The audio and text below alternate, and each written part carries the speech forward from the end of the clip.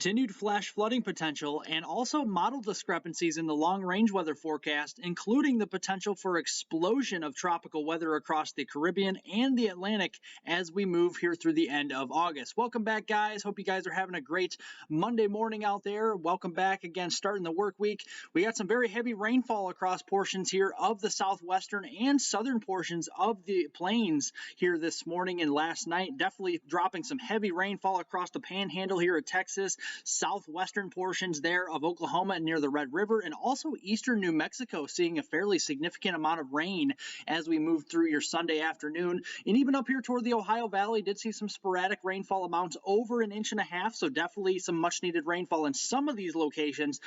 Definitely some good news. We didn't see a lot of rainfall in Kentucky, where we still don't need it.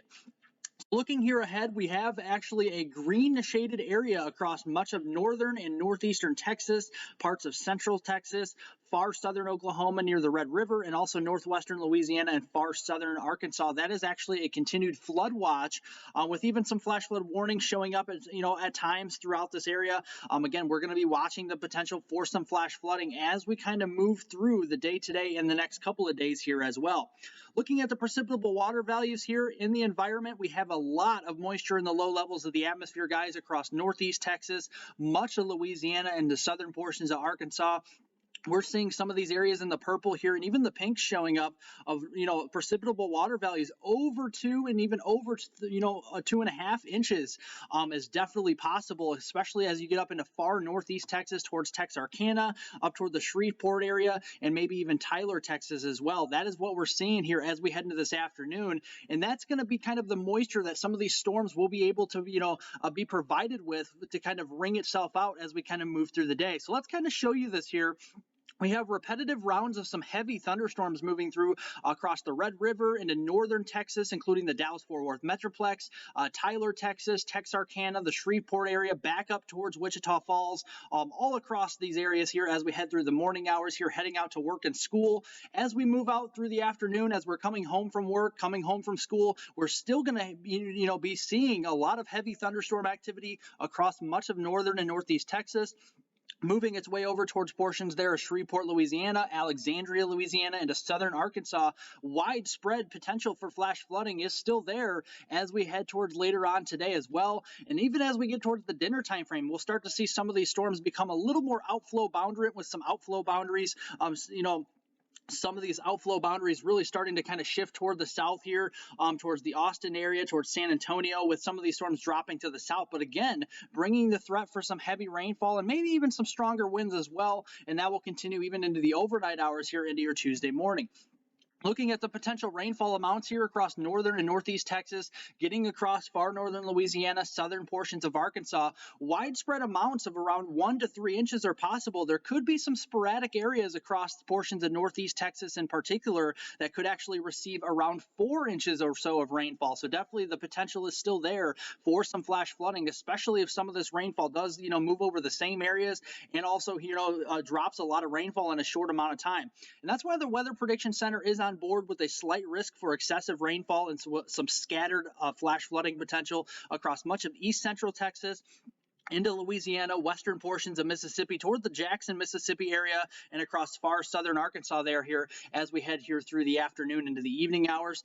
But we also do have a threat for some severe weather, some isolated, pockets of some 60-mile-per-hour wind gusts, some quarter-size hail is possible south of the Dallas-Fort Worth Metroplex, down toward portions of Austin, San Antonio, getting eastward here toward the Shreveport area, and maybe getting just to the north of New Orleans. We could be talking about some, like I said, sporadic 60-mile-per-hour wind gusts here, some quarter-size hail. Even an isolated tornado threat cannot be ruled out across far eastern Texas, much of central Louisiana into southwestern Mississippi. We could be seeing a spin-up tornado, probably a weak tornado, but definitely be on the lookout for a tornado threat later on today as well.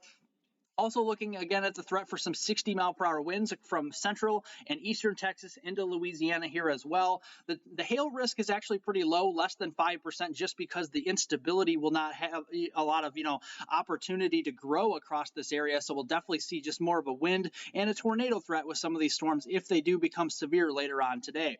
Looking at the upper air environment here as we kind of move into the daytime tomorrow for your Tuesday, we do still have all that energy kind of bottled up to the south here, all the way across the Gulf Coast, across portions of Mississippi, Louisiana, and eastern Texas, bringing more repetitive rounds of some heavy rainfall as we head into your Tuesday afternoon and evening. That actually continues as we get towards midweek, towards your Wednesday, the August 24th timeframe, across those same areas. And that will bring a widespread flooding threat again across East Texas, getting closer towards coastal Texas into much of north central Louisiana from Shreveport, Alexandria, Louisiana, stretching its way over there towards central and southern Mississippi, towards Jackson, Mississippi, and maybe just to the north of New Orleans. Definitely seeing the potential for some widespread heavy rainfall.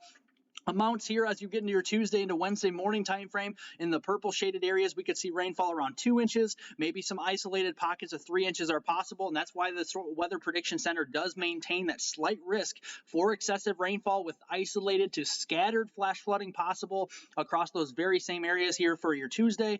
And that continues to kind of slowly shift to the east here as we head into Wednesday and into Thursday morning. Now starting to encompass areas like Birmingham, Tuscaloosa, again, the Jackson, Mississippi area, down towards portions of Mobile, Alabama, and even into portions there of the northwest Florida panhandle, starting to see some heavy rainfall as we get towards midweek. And again, another slight risk for excessive rainfall will be possible by then as well.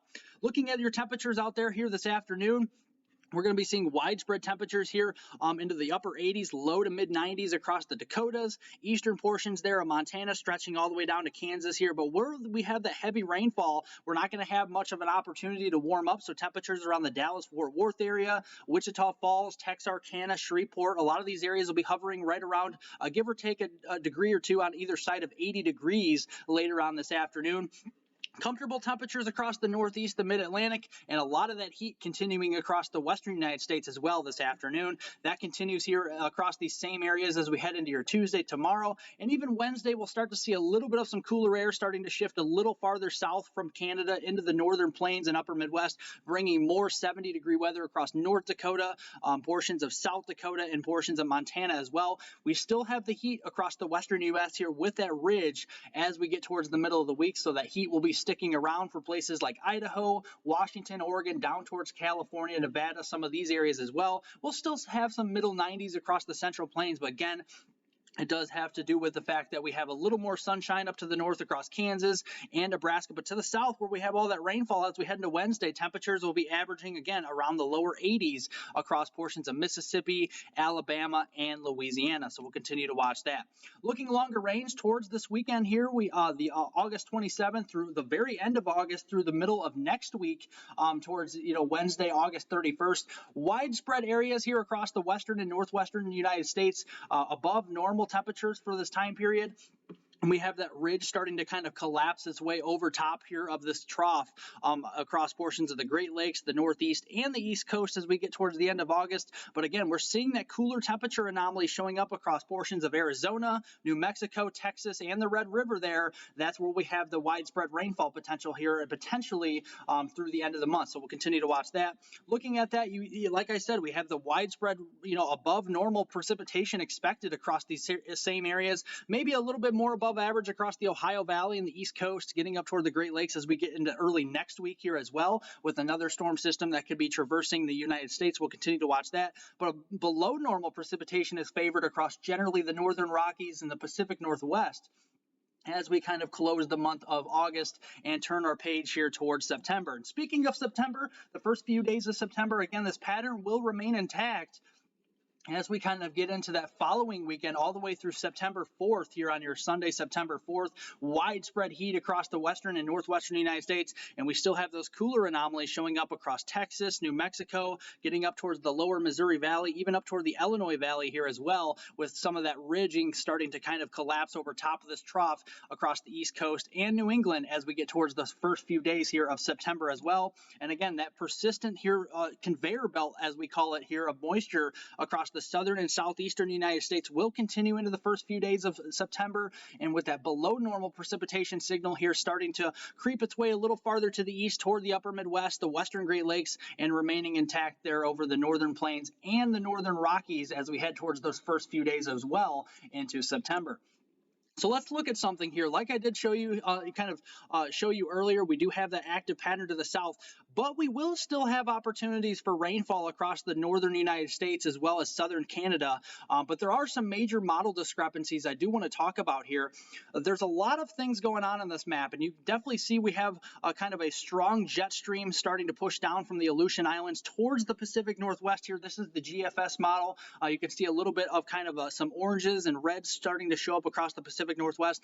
That on the GFS model is a developing upper level low pressure system that will really start to develop here as we get towards this coming weekend and potentially early next week. Now compare that with the GEM model or the CMC, the Canadian model, whatever you want to call it. That is a little bit farther to the north. We don't have so much of a push of that jet stream all the way down to the Pacific Northwest, and we really don't have a signal for a low pressure system clearly developing across the Pacific Northwest. So that is pretty much a really big difference in the model forecasts between these two models. And these are actually both operational models. So we'll continue to watch this as we get a little bit closer. Showing you this again as we get into early to middle portion of next week. The GFS goes all out on a 983 millibar low pressure system across portions of northern Ontario, western Quebec, all the way up here into southeastern Canada, with that ridge starting to build more to the east toward the central and southern plains here on the GFS model. Compare that with the GEM or even the CMC, the Canadian model, whatever, like I said, whatever you want to call it. It is showing a high pressure system actually developing where the GFS has that low pressure system, and even ridging starting to push a little farther to the east, and troughing starting to develop across the Pacific Northwest. So again, major differences in the model forecasts are huge this range. Again, these are longer range weather forecast models. We do expect some uncertainties and some disparities this far out, but again, this is only about a week to 10 days out, guys. So we'll continue to watch this here. There could be anywhere from sunny skies and nice weather across portions of southeastern Canada, northeastern United States, to potentially a strong storm system that could send a strong cold front through with severe weather and more heavy rainfall as we head into early next week, in the middle of next week. So again, we'll continue to keep tabs on this. You guys can always trust me for your accurate weather forecast, all your weather coverage. Like I say, guys, do stick with me because I will be kind of honing in on this storm system as we get a little bit closer in time. Looking at your tropical weather forecast, we do have a 40% chance here of development according to the National Hurricane Center across the eastern Pacific Basin. This is going to be over the open waters, pressing its way to the west. Looking at this here with the satellite imagery, you can see kind of a more organized system starting to develop across this area, and that's why the National Hurricane Center did actually increase the probability from I think 20 to 30% chance to now a 40% chance here of development over the next 2 to 5 days across the eastern Pacific Basin. So we'll continue to watch that. Meanwhile, across the Atlantic, the National Hurricane Center is giving this about another 20 to 30% chance of development over the next few days as well, with the system just off the western African coast moving due westward towards the Lesser Antilles over the next several days. You can see that a little bit on the satellite imagery. Very small system right now. Not much to it, but we're going to continue to watch this here across portions of the southern Atlantic Basin as it presses its way to the west towards the Lesser Antilles very slowly, especially as we get towards this weekend and early next week. And looking at this here with the GFS forecast model, it does have that 1,010 millibar low pressure system, maybe a tropical depression forming here as we get towards early this week or even towards the late week time frame. This will kind of push its way to the west again, maybe a tropical depression or just an open wave of some storms that'll push off to the west towards your Thursday, August 25th timeframe on the GFS model.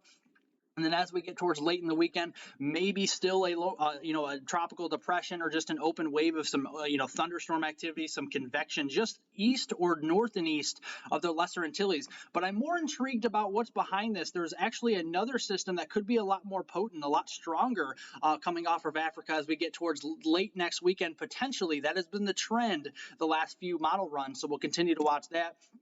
Looking at the GFS on this here, you can see it does develop a 1,007 millibar low pressure system, pretty much equal to a weak tropical depression or just a weak tropical system. But this does produce potentially a strengthening tropical storm or even a hurricane across the southern Atlantic Basin if the GFS model does verify as we get towards the very last day in August and kind of turning towards early September. So I do think the GFS is onto something. I do really think the tropical weather will be be, starting to ignite in a big way across this area as we kind of move towards the early, few days of September. And you can see that here. There's no reason why it shouldn't. The GFS model is showing very weak wind shear ahead of this potential system, so we'll continue to watch it. Again, we have several days to watch this, 9, 10, 11, 12 days to watch this and more. So again, we'll continue to watch this over the next week or two for you guys to keep you ahead of all of the storms out there. That is for sure. Again, on Weather on the Go, you guys get all the weather coverage. Thank you guys so much for watching my videos and watching this video as well. Remember to like it down below by giving it a thumbs up, and jot down any comments, questions, and concerns. I'll be able to get to those later on today. And subscribe to the YouTube channel, guys. Definitely appreciate you guys subscribing as well. Tell your family, tell your friends, tell anybody you know to subscribe. We're almost to 1,000 subscribers. Thank you guys so much for subscribing out there. Thank you guys so much. I'll have a climate weather video coming up here later on this week for you guys. Pretty awesome video and some great weather content coming up. And you guys have a great day out there, and I'll see you guys in the next video.